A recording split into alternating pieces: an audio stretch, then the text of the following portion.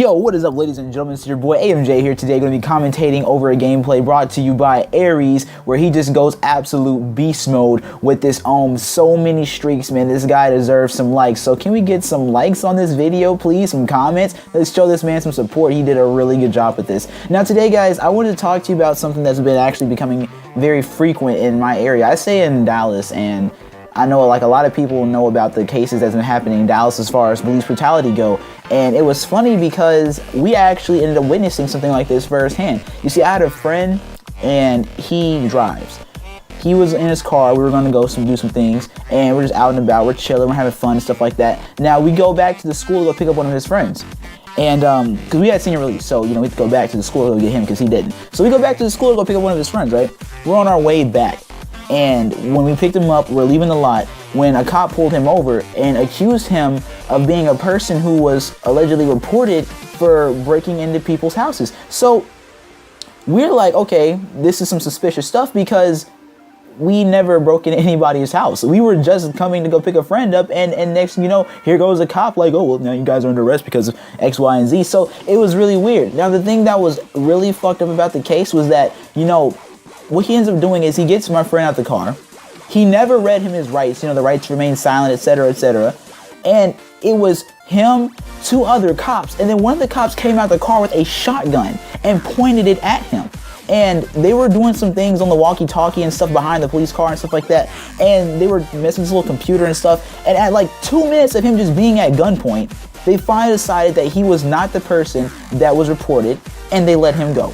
It was real nice and simple, but think of everything that was wrong in that scenario. Somehow, without any evidence, they just assumed he was the guy. And they pointed a gun at him, a shotgun. Like, this wasn't like no pistol where, like, you know, you're gonna get hit and there's a pretty much a high probability of you surviving. A lot of people have been shot with pistols and have lived. So if it was a pistol, I wouldn't be as concerned, if that's a bad thing to say. But at the same time, this is a shotgun, point blank range. One false move, if he even breathed the wrong direction, he would have been like destroyed. And so that was a really scary thing to witness. And I'm sitting here like, yo, what the fuck? You know what I mean? Like, this dude is tripping. Why the fuck does he have a shotgun? And there's other cops there that are like there with like weapons and stuff in their hands. And we're just like, yo, this nigga is acting like he just straight up motherfucking did like a freaking armed robbery or something. This is extra. This is like so much extra. Never even read him his rights. And that's the thing about it, was that he never brought that into play with his words. You know, cops are supposed to read you your rights, guys. You know, that's supposed to happen. So if a cop isn't reading you your rights, they're doing something wrong. You're supposed to get your Miranda rights read to you. And it's insane that this cop didn't do so, and even more crazy that no one ever pointed it out. See, like me, I'm in fear because all I know is what I've seen on, you know, YouTube and stuff like that, where cops are like abusing their powers. And I'm in a situation where like I don't know what the hell to do. You know, like you don't want to just say anything and then fuck around and die. So, you know, I'm in a situation like I'm like, yo, if I say something, I might fuck around and get shot. You know what I mean? So I'm quiet. Everyone's just fucking quiet, and we're just being as cooperative as we can be.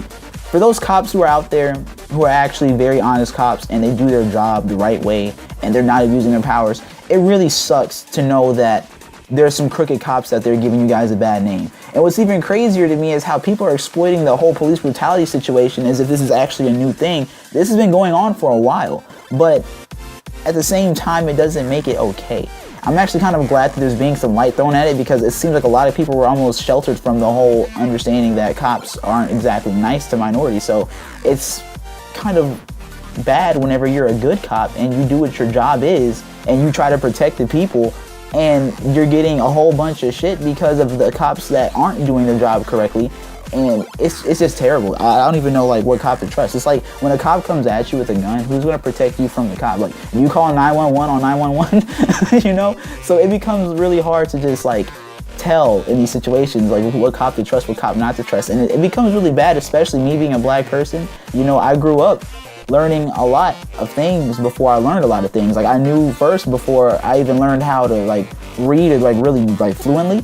I learned not to, you know, show your face around a cop. When a cop pulled my mom over, we were taught to duck behind the seat. So, you know, it's just things like that that just kind of trip me out. But anyways, guys, I always wanted to talk to you guys and share you guys my experience about something that's scary. Hope you guys really like this video. He worked really hard. It's been your boy CTLST AMJ giving you guys the smexy commentary, the smexy gameplay, and I'm out.